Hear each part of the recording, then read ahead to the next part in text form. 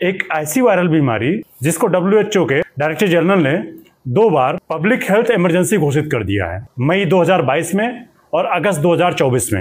Mpox, जिसे पहले हम मंकी पॉक्स के नाम से जानते थे, ये एक आर्थ्रोपॉक्स वायरस होता है। अब तक करीब 120 देश इस बीमारी की चपेट में आ चुके हैं, जिसमें हमारा भारत देश भी शामिल।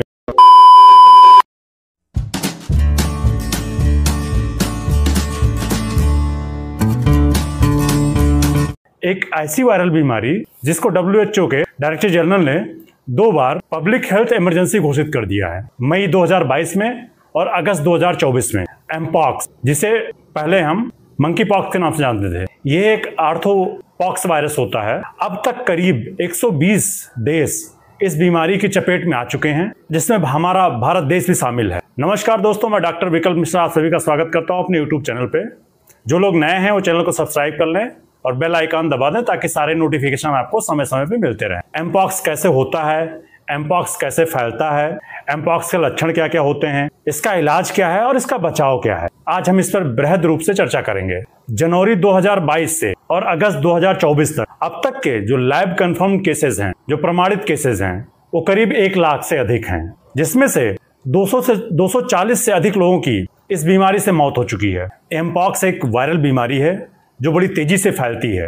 इंडिया में इसके केसेस तो अभी कम हैं, लेकिन अगर सावधानी नहीं बरती गई तो हमारा रहन सहन ऐसा है कि ये हमें बड़ी तेजी से अपनी गिरफ्त में ले लेगा। इसके लक्षण क्या क्या हैं? इसमें फ्लैट दाने निकलते हैं, मतलब जो आपकी स्किन पे दाने निकलेंगे वो फ्लैट होते हैं और हार्ड होते हैं, और इन दानों में दर्द भी होता है। इसका पहला लक्षण जो होता है वो दाने निकलते हैं और उसके बाद फीवर आता है। इसमें दाने चकत्थे इकट्ठे भी हो सकते हैं या स्प्रेडेड भी हो सकते हैं कई सारे जगह, पॉइंट की तरह, जैसे पॉक्स में होता है, स्मॉल पॉक्स वगैरह में, चिकन पॉक्स की तरह दाने इसमें हो जाते हैं।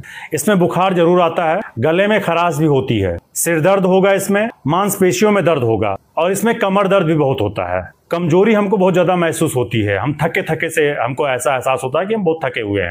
और लिम्फ नोड की स्वेलिंग आ जाती है, हमारी बॉडी में लिम्फ नोड्स होते हैं, उसमें स्वेलिंग आ जाती है। जो दाने हमें निकलते हैं, जो चकत्थे निकलते हैं हमें, उसकी शुरुआत हमारे फेस से बेसिकली होती है और पूरी बॉडी में फैल जाते हैं हमारे दाने। इवन हमारे पाम में, सोल में, तलवे में, इन सब में हार्ड दाने निकलते हैं जो बहुत पेनफुल होते हैं। हमारे जननांगों में दाने निकल आते हैं, हमारे मल द्वार में, गुदा द्वार में दाने निकल आते हैं। पहले तो छोटे छोटे दाने आएंगे, फिर जब वो सीवियरिटी थोड़ी सी बीमारी की बढ़ेगी तो उसमें लिक्विड आ जाएगा, उन दानों में लिक्विड आ जाएगा। लिक्विड को हमें निकालना नहीं होता है, चूंकि ये स्प्रेडेबल होती है तो उसको कभी दाने को फोड़ना नहीं चाहिए। वो धीरे धीरे सूखता है, क्रस्ट बनता है और डिसअपियर हो जाता है। कुछ लोगों में जिनकी इम्यूनिटी अच्छी होती है उनमें तो हल्के फुल्के लक्षण आते हैं और ये 2 से 4 सप्ताह में ये बीमारी खत्म हो जाती है। लेकिन जिनमें ये लक्षण गंभीर रूप से आते हैं और लक्षण इतने गंभीर हो जाते हैं कि हमारे मूत्र मार्ग, हमारे मल द्वार में स्वेलिंग आ जाती है, हमें डेफिकेशन और मिक्चुरेशन, पेशाब करने में और लैट्रिन पास करने में दिक्कत महसूस होती है, कर भी नहीं पाते हैं। ये सीवियरिटी की तरफ जाता है कि बीमारी की सीवियरिटी कितनी है। अब ये एमपॉक्स फैलता कैसे है? ये अगर किसी को एमपॉक्स है और हम उसके संपर्क में आ गए, उसके कांटेक्ट में आ गया, उसकी कोई चीज इस्तेमाल कर ली, मतलब छुआछूत की बीमारी है, तो हमें एमपॉक्स हो सकता है, हो जाएगा। बॉडी रिलेशन बनाने से, सेक्सुअल रिलेशन बनाने से या किसिंग वगैरह करने से भी ये बीमारी फैल जाती है। खांसने से, छींकने से या रिस्पिरेटरी ट्रैक्ट से भी ये बीमारी फैलती है। किसी के ब्लड कांटेक्ट में आ गए या कोई इन्फेक्टेड सिरिंज वगैरह, निडल वगैरह हमको प्रिक कर गई तो भी हमको ये बीमारी हो जाती है। गर्भावस्था में माँ से बच्चे में भी ट्रांसमिट हो जाती है ये बीमारी और ये बहुत ही सीवियर होती है उस समय।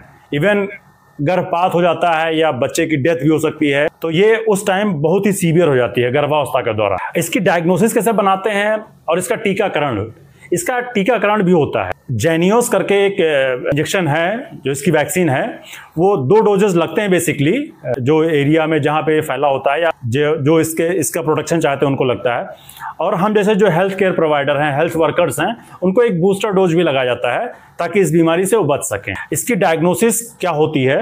इसकी डायग्नोसिस DNA PCR कराया जाता है, जो कि जैसे जो हमारे बॉयल बने या जो दाने बने उसमें से जो लिक्विड होता है उसको लेकर के लैब में भेजा जाता है और वहां से कंफर्म डायग्नोसिस बन जाती है। कभी कभी अगर हमारे बॉयल्स में बहुत ज्यादा लिक्विड वगैरह नहीं आ रहा है और पेनफुल दाने हैं हमको, तो ये ओरल कैविटी के स्वाब से भी चेक किया जाता है और एनल मतलब गुदाद्वार से भी स्वाब लेकर इसको भेज के चेक कराया जाता है लेबोरेटरी में। इलाज इसका बेसिकली, अगर आपको कभी इस तरीके के लक्षण आते हैं तो बहुत सारा पानी पीना है आपको, लिक्विड बहुत सारा लेना है, क्योंकि वायरल इन्फेक्शन है तो लिक्विड हमें बहुत लेना है। एनाल्जेसिक और एंटीपायरेटिक ड्रग्स आती हैं, वो हमें लेना है। इम्यूनिटी बूस्टर्स बहुत सारे मार्केट में उपलब्ध है, बहुत सारी दवाइयाँ आ गई हैं इम्यूनिटी बूस्ट करने के लिए, वो हमें इस्तेमाल करना है।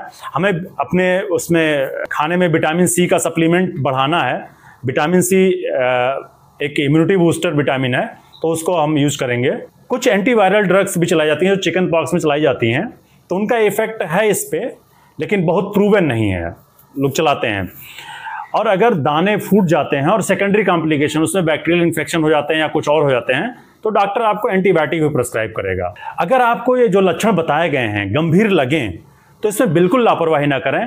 आप स्थानीय पढ़े लिखे डॉक्टर के पास जाएं और उससे सलाह लें, उसकी मदद लें और अपना इलाज कराएं। एमपॉक्स जो होता है इसमें घबराने की जरूरत नहीं है, पैनिक होने की जरूरत नहीं है। 2 से 4 हफ्ते में ठीक हो जाता है आदमी, इसमें इतना परेशान होने की जरूरत नहीं है। लेकिन लापरवाही बिल्कुल ना करें। अपना और अपनों का विशेष ध्यान रखें। बचाव ही इलाज है। Thank you for watching.